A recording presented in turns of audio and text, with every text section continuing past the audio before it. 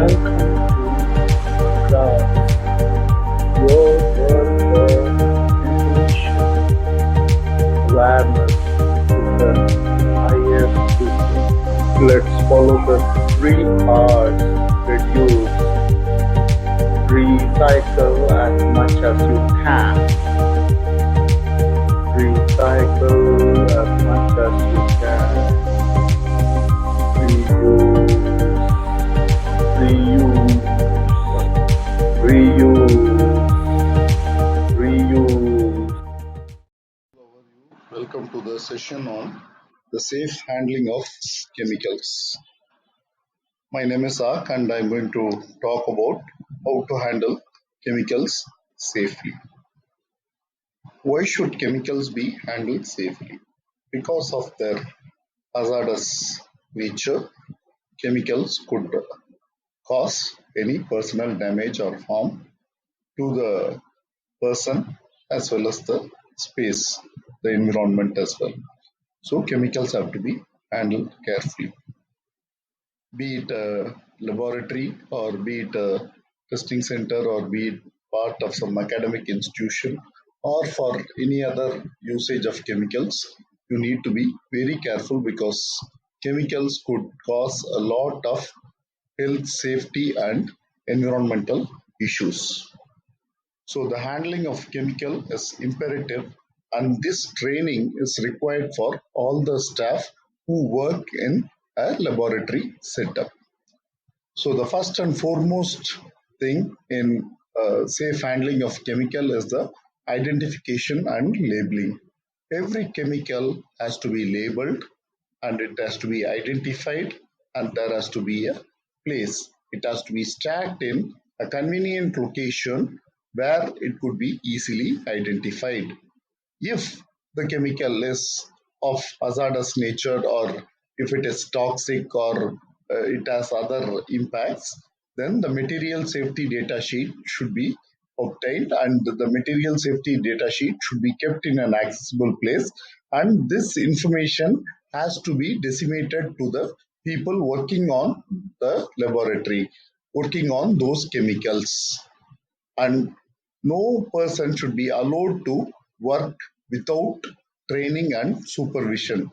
There is no room for any individual to work without supervision in a laboratory or a setup where chemical is being used, and they'll have to be trained properly to have the clear knowledge on what could be the impact if the usage is not right. So there are also other considerations such as safe storage, safe handling, and safe disposal of chemicals. Working in the laboratory should be aware of the kind of emergencies that could emerge due to usage of chemicals. And always an emergency preparedness and an emergency plan should be in place. The work environment should be constantly monitored for any anomalies, and the health of workers should be monitored as well. And staff or student or the lab assistant should be ensured that they do not misuse any appliance or equipment. Especially when the students are there, they should not involve or indulge in any activities that would endanger themselves or others, because any horseplay inside the laboratory could be dangerous, and the appliances provided should be secure, safe, and with consideration to the health of the user. So the users also have to undergo a regular medical examination to understand if there has been any impact of the chemicals during the work, if there is any occupational health related issues. The identification and labeling of chemicals is a key aspect.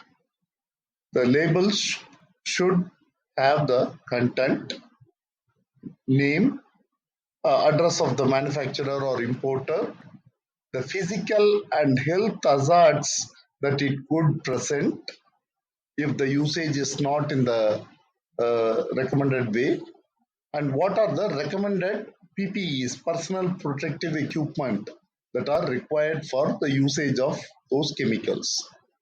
Somehow this knowledge has to be captured and this information has to be provided on the label, and also this information has to be disseminated to all those that are using the chemicals in the laboratory. And any unlabeled container should not be handled, and there should be a supervision while handling the chemicals, and the supervisor must be contacted in case if there are any clarification for the user.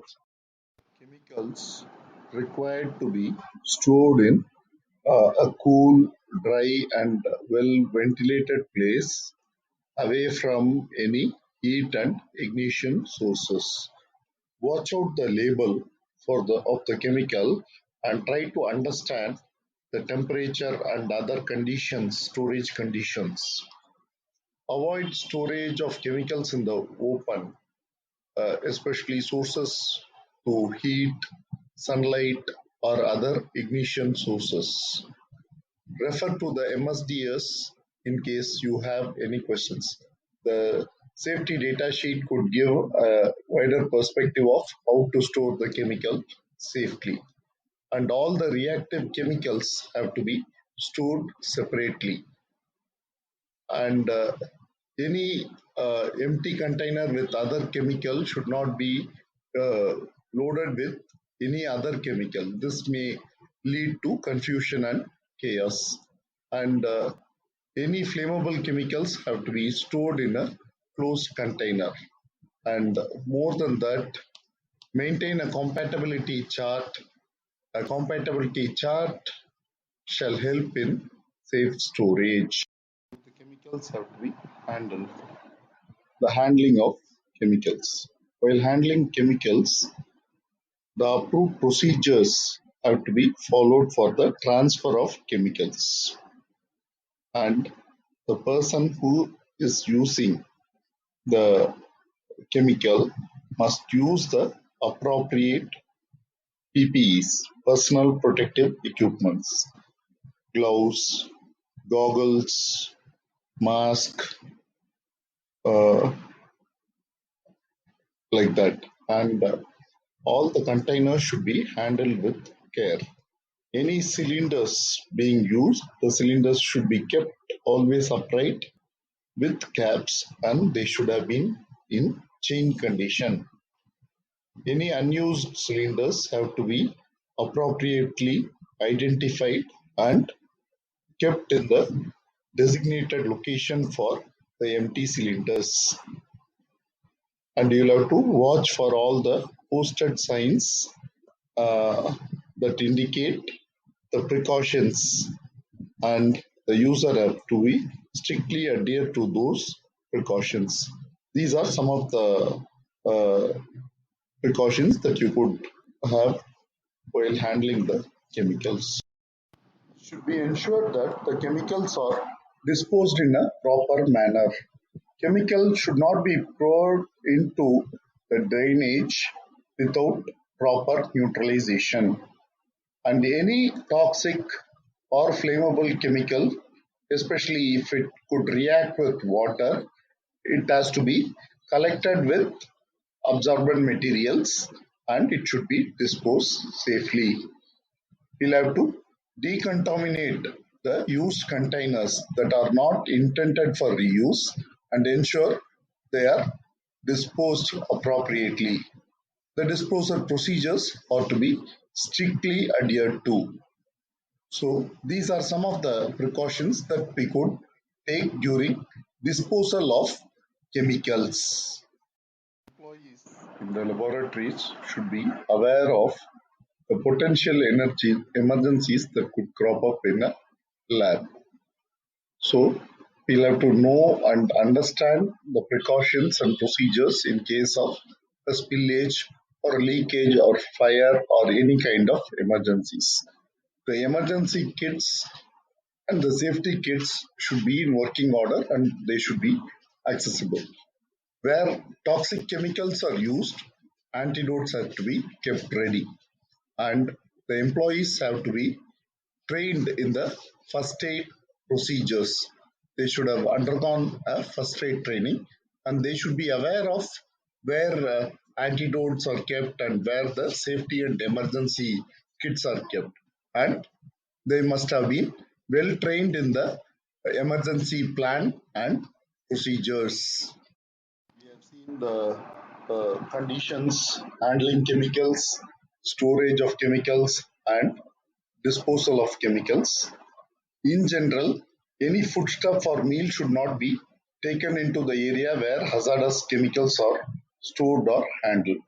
And the person who is operating with the chemicals should always wash hands before eating.